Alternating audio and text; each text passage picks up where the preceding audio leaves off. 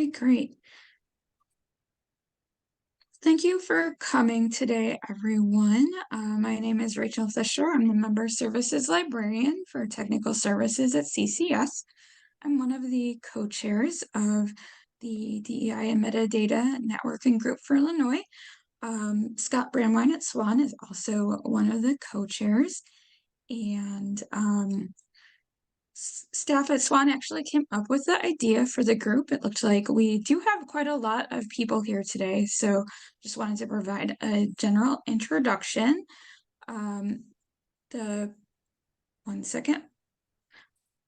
The purpose of our group is to try to not have to duplicate everything that we're doing at all of our libraries in regards to creating policies for DEI metadata. So what we are doing with our group is using working groups to create best practices statements on different topics, and these will be placed on our website. So we do have a website already. I'm going to share my screen. One second.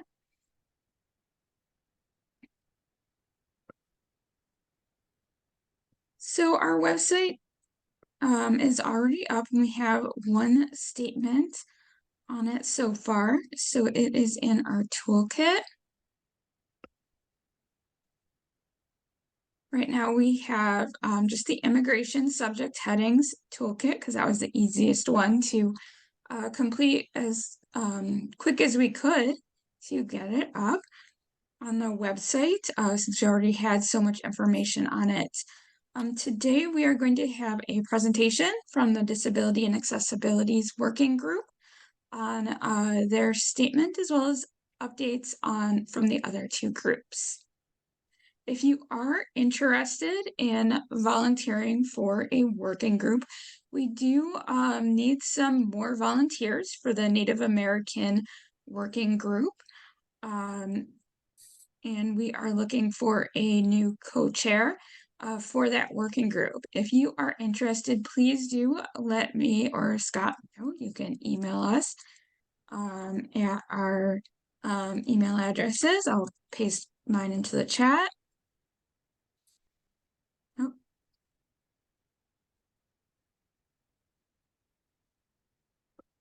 So that's just rfisher@ccsliv.org.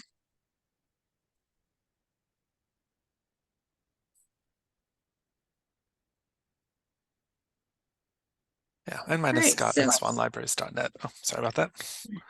It's in there too.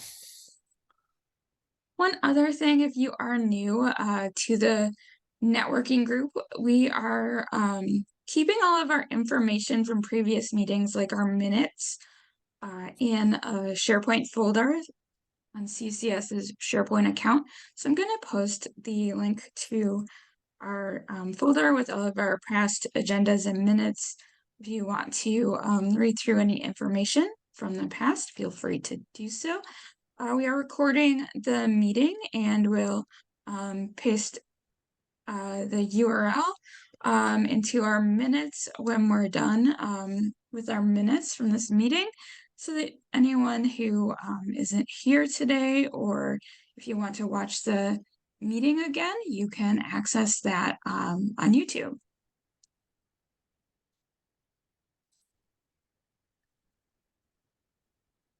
All right, so next on the agenda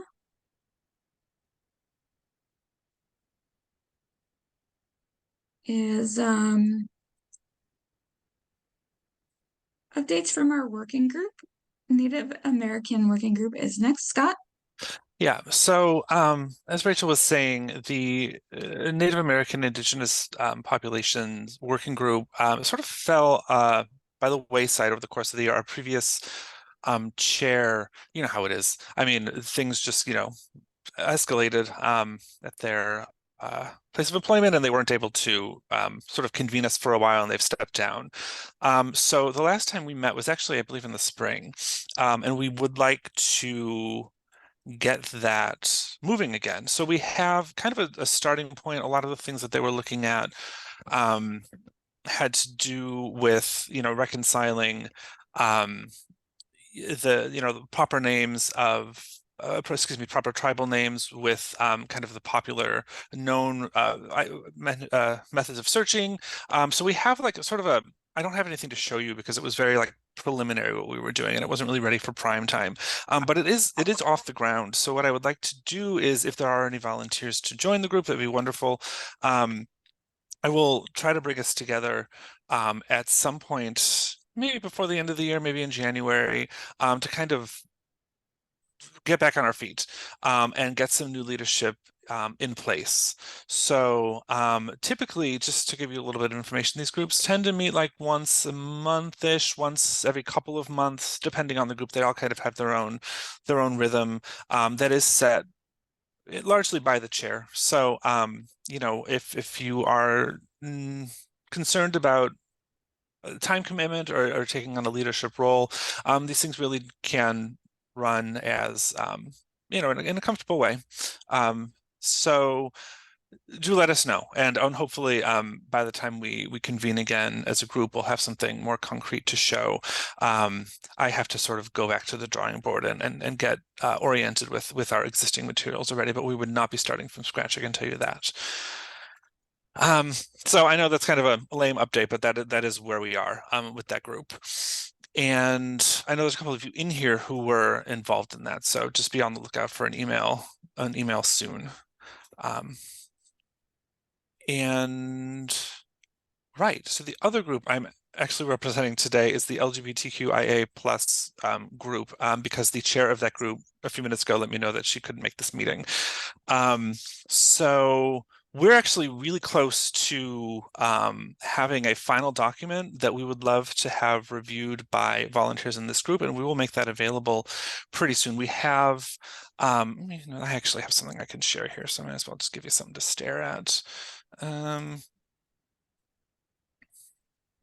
Hopefully this is showing. It's just a Word document in my dark mode, so I hope that doesn't hurt your eyes. But it's basically just, and I think I showed a version of this last time we all met, a set of recommendations for dealing with various topics within the LGBTQIA space and metadata. So it ranges from subject and genre headings, which is really where we started our discussion, but then that kind of snowballed into some other things. So this goes into what you're not seeing is a vocabulary that we have put together based on LCSH and Homosaurus terms, LCGFT terms. We kind of collected sort of a one-stop shop to kind of get you started, especially if you're a cataloger who's not so like familiar with the terminology within this space, and having like all of Homosaurus and all of these different vocabularies at your disposal is very, very overwhelming. It's kind of a more distilled place to learn some of the terms that you can use and why some terms may be better than others, why some terms may be helped by being supplemented by other terms, etc. This is also a space where we've seen a lot of change. Some of Library of Congress has done some updating. Homosaurus has changed a little bit over the and developed. So we're doing our best to keep up with that sort of thing. But this is always, of course, a work in progress. So yeah, we talk about respectful language. We talk about authority work. We talk about gender and how that intersects with authority work, especially when an author or a creator transitions or undergoes a name change. So yeah, this recently went to representatives who work with Homosaurus. It also went to a couple of volunteers from the Trans and Queer Metadata Collective for like a first round of comments. And so the last time we met, we were focused on synthesizing those comments and making updates to this document. So once we finish that, it's really just about there. We would like to hear some feedback from this group. And my sort of favorite part of this is an FAQ bit, which really is trying to get into the shoes of cataloging staff, acquisition staff, whoever, and trying to ask the questions that that they would be asking, and sort of taking the information that we have above and translating it to kind of a more digestible problem solving kind of situation. So this is in particular what I'm going to be interested in hearing feedback on.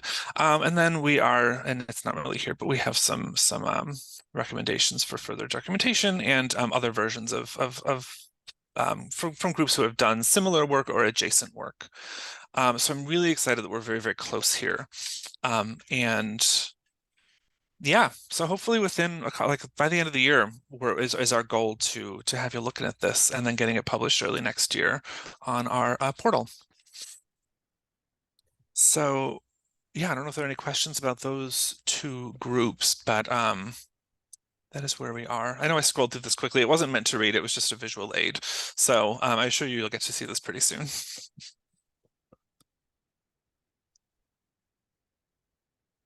I see some stuff in the chat. Oh, encouragement in the chat. Thank you. Oh, thank you, Mary. And it also went to some representatives from the Gender and Sexuality Psycho Funnel. I forgot about that. Mary Cornell is on the group that's put this together. Right. So I will stop my share and turn it back over to you, Rachel, for the next thing on the agenda. Okay, great. The next thing on the agenda is a presentation on the best practices statement on metadata for disabilities and accessibility from Lisa. Hi, everyone. Okay, let me get my PowerPoint up.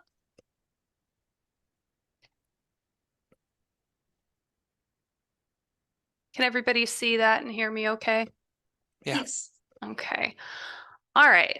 So, hi. My name is Lisa Shemensky, and I am a member of the Disability and Accessibility Working Group. And today I'm going to share with you our current recommendations for creating a more inclusive catalog for patrons. So the Disability and Accessibility Working Group consists of 7 members, which you can see listed here on this slide. So we began meeting in April of 2022, and we immediately set to work plotting a course of topics we wanted to cover, resources we thought would be helpful to provide, and learning about the needs and preferences of those with disabilities. So all of us in the group had differing prior knowledge and involvement with disability communities. Some, like myself, had limited experience, others far, far more. So everything presented today is the culmination of over a year's worth of discussions, research, and consideration of personal experiences, as some of the members in our group identify as part of one or more of these communities. So while we attempted to make sure these recommendations accurately reflect the language those within those communities use, we also acknowledge that we are just 7 people, so some of us are outsiders as well. So this work is just our best attempt to create a more inclusive catalog for a very diverse group of people.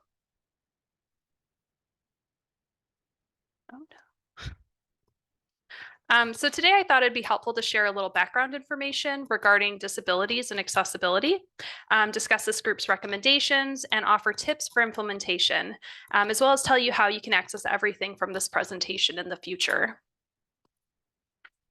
So our goal.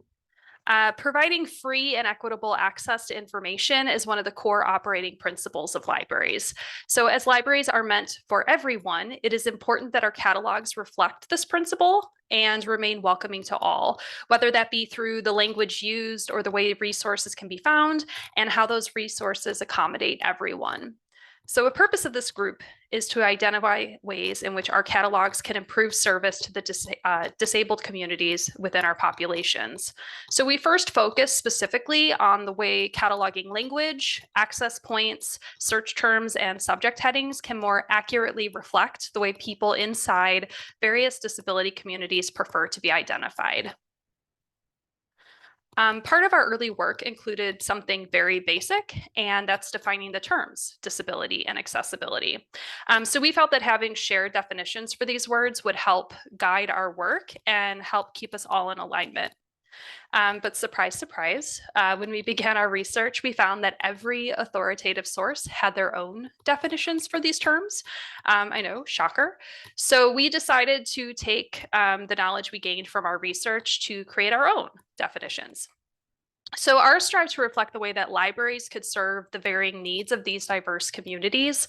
The largest commonality among the authoritative definitions centers around difficulty in completing tasks, which is definitely something we wanted to incorporate in our definitions. But this also led us to consider the concept of accessibility and the ways in which it could be enhanced for all library patrons. So historically, libraries attempt to remove barriers to knowledge. So if an individual with a disability is someone who has difficulty, it's simply our job to make that task easier. So all of these ideas are reflected in our definitions. With disability, we defined it as a characteristic or condition, whether seen or unseen, that restricts or redefines an individual's ability to perform or complete an activity. For accessibility, we decided to define it as how a person or organization creates space and makes adjustments to allow for equitable inclusion, participation, and access for every individual. Like so many other topics, Library of Congress headings, subject headings related to disability, they just simply do not reflect what people use in real life. Why? Well, LCSH terms historically have been constructed through definitions taken from medical, legal, and societal interpretations. So this can be problematic because one, society's language surrounding any topic, it simply changes over time.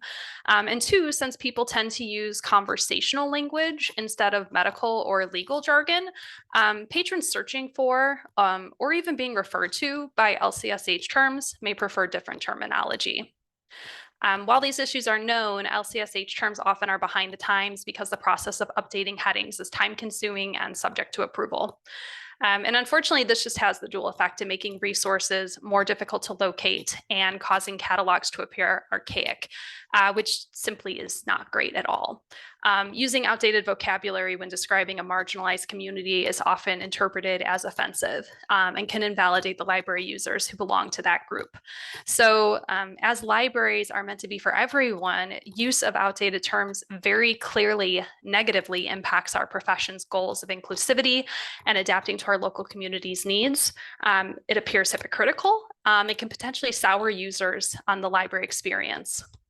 So for these reasons, our group concludes that it is in a library's best interest to provide alternate access points and search terms for users who are aware of the current preferred language when it's possible. So before we look at the LCSH replacement recommendations that we put together, it's helpful to understand a few things. So our group did research to find inspiration and guidance when creating these recommendations. We used a variety of resources and read what other institutions had to say regarding language about or used within various disability communities. We wanted lots of opinions and varied ones too, because it's essential to be cognizant of preference variations in order to make informed decisions about which terms to even suggest replacing and with what. So every recommendation listed was discussed and thoroughly thought over, since use of these preferred terms will reinforce future use of them and move common language forward toward greater inclusivity. So we urge anyone that's contemplating updating their catalogs with more inclusive language to keep that thought in mind. It can be difficult when making judgment calls on what terms to use. So during our research, we were, or at least I was, I'll admit to it, mildly overwhelmed with just how varied language preferences can be. Factors such as geographic location, culture, personal experiences, and generation, and even more than that. They can all create diverse opinions on language. So even between communities specific to a disability, internal debates exist about which terms to use. So suffice to say, it gets complicated. There are lots of gray areas here, and what works at one library might not elsewhere. So basically, you need to know your community and what will serve their needs best. We do recommend that when researching terms, or try to research terms that are used by patrons of your library, as they execute searches in your library's catalog. Reports of search terms executed in the OPAC can be used to identify the most prevalent terms used by your community, and thus identify the most beneficial replacement terms. So currently, the best practice for representing disability communities involves choosing between identity first or person first language. Identity first language, it refers to terms which place the condition as describing the person. Examples for that could include autistic person or deaf community. Alternatively, person first language refers to terms which prioritize the person and describes the condition as part of them. So that could be like child with ADHD or person with mobility impairment. Again, there's no black or white rules for choosing between identity first or person first language. Each distinct community may have a stated preference that differs from others. And due to ongoing debate within those communities, there's not one accord about which type of language is most respectful, which is why, again, it's important to try to know what usage prevails in your local community. All that said, this group decided to go with suggesting person first language in most instances. And we did so out of respect for the idea that conditions do not define a person. Further, person first language appeared to typically be preferred, but I really want to stress not preferred enough to confidently state we chose person first language because it felt definitive. Note too that there are notable exceptions where we chose to use identity first language as alternative terms. The autistic and deaf communities, for instance, they've strongly expressed the feeling that their identities cannot be separated from themselves.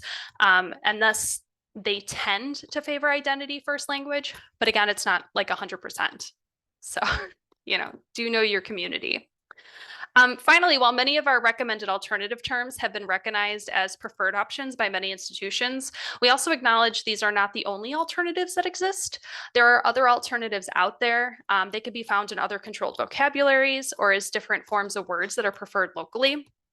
So due to this rich variety, we did feel that it was important to include a column of commonly used alternatives, when applicable, to allow institutions the ability to discover terms and select those preferred by their communities. So no list is comprehensive. Missing terms will surely come up in your workflows. So please just exercise thoughtfulness and use your best judgment when assigning terms for each living community. Okay, so let's take a look at what these recommendations look like. Okay. All right, so right now this is just in an Excel spreadsheet, but it'll be a nice pretty chart when it is posted on the website. But we have two different groups of recommendations. So we have one group that we just have labeled LCSH and suggested terms down here. And then we have another page that are just for identity first terms. So these identity first terms, these are recommendations that are utilizing identity first language, and everything that's on this page are all using person first language. So on either one of these pages in column A over here, you're going to find an LCSH that that some might find outdated or offensive. Column B on both of these documents, they're going to offer our group's recommended replacement term or terms. So I'll kind of scroll so you can see a little bit of it, but some alternative terms, they're going to be one-to-one. Like with leprosy, we recommend replacing it with Hansen's disease. Some recommendations, they're going to explain situations when to use the original LCSH term and when to use the alternative term, or possibly even both. Down syndrome is a good example of that. So for Down syndrome, like with this, we recommend if you're describing a person, use people with Down syndrome. But if you're describing or referring to the medical term, then we recommend using the original LCSH term, just Down syndrome.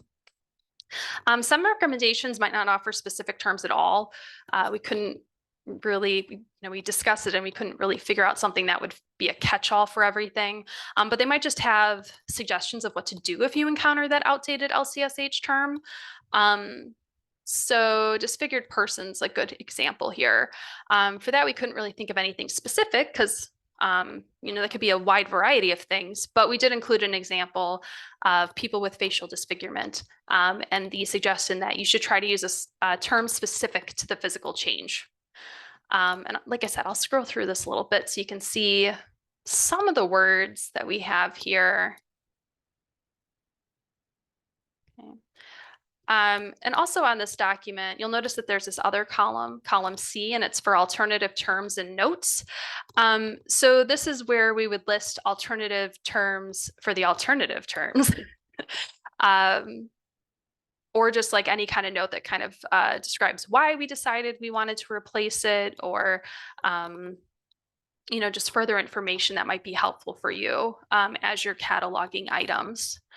And then both of these pages do also have a column where we listed the source of recommendation.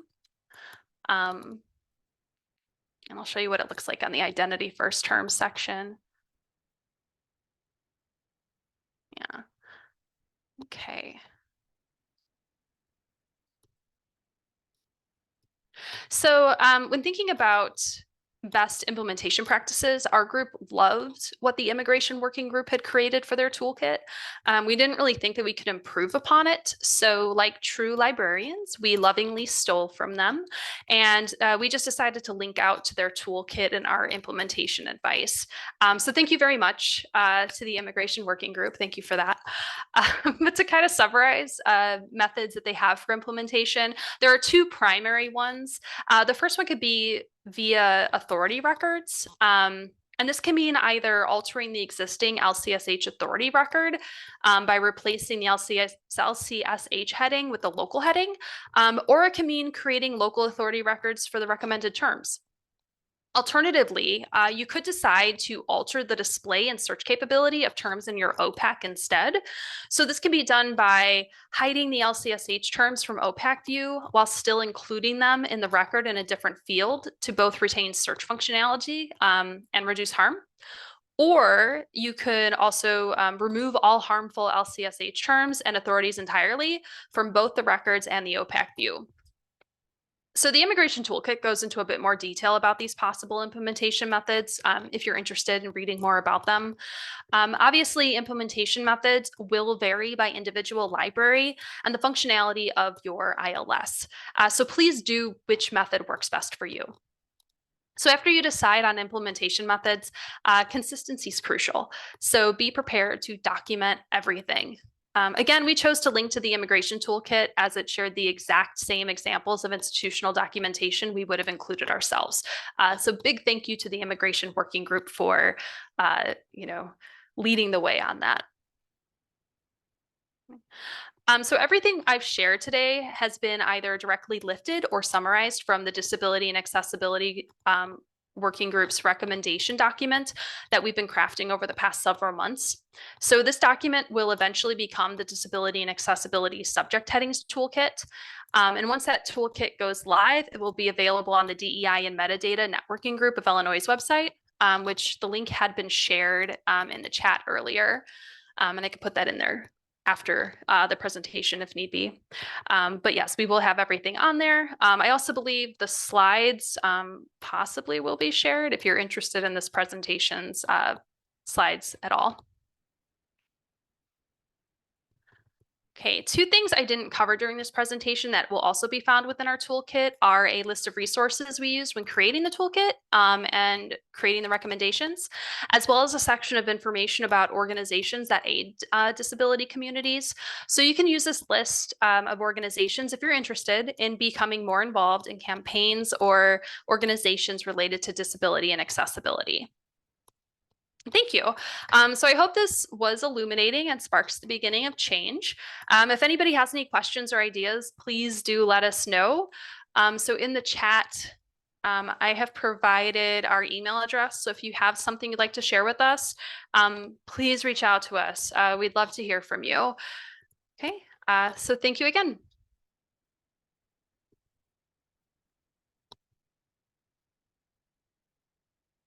Thanks for the presentation, Lisa. Are there any questions about her presentation?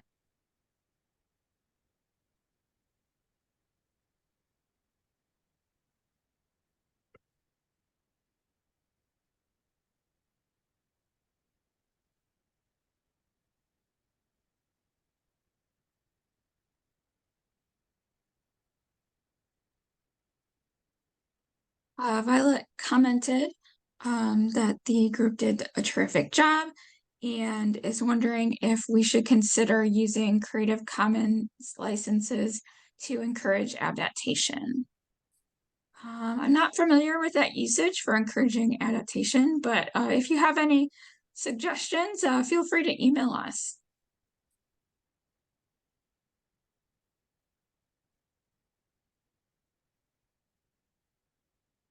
So after this meeting, we will be sending out links to the document, and everyone can comment and make suggestions on how we can improve the document before we post it to the website.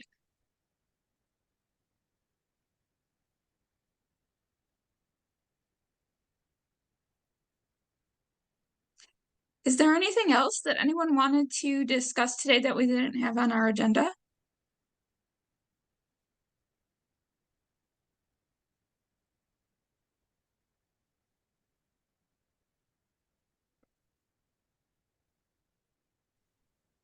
I'll share that I'm doing a Rails webinar on Monday, if people are interested. Essentially, it's not anything super new, but I will be sharing some of the projects that I know about from across the nation that I'm hearing about from work within the Program for Cooperative Cataloging, PCC, the DEI Advisory Committee. We are putting out a survey to ask people for what sort of projects they're working on, and so I'll be sharing that during the webinar on Monday, and also sort of talking about how to maintain the momentum after you've been doing these projects and maybe don't know where to go next. So I'm looking forward to that webinar, and hope people will join me.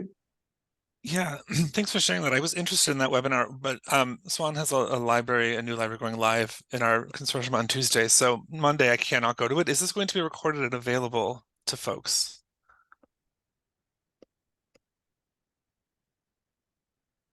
Yes. Great.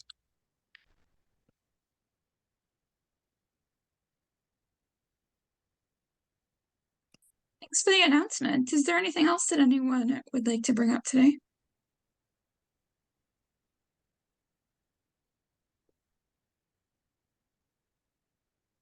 I had a question for Scott. You said you wanted input from people in this group for the LGBTQ document. Are you going to share that over the listserv, or? Yes, when it's ready for that feedback, we'll make sure it goes to the listserv so everybody who is interested can get their hands on it. Cool, thank you.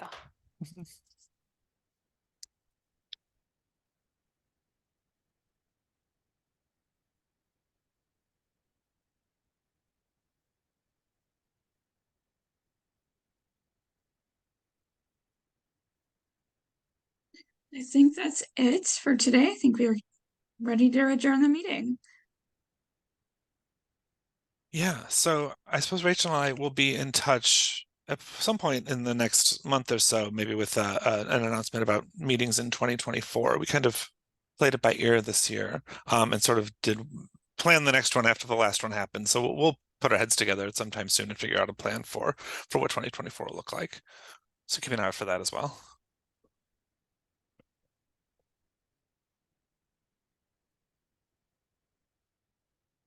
Okay. Well, thanks everyone for being here. And yeah, you'll be hearing from us soon and from some of our subgroups. So have a great holiday season if we don't see you. All right. Bye, everyone.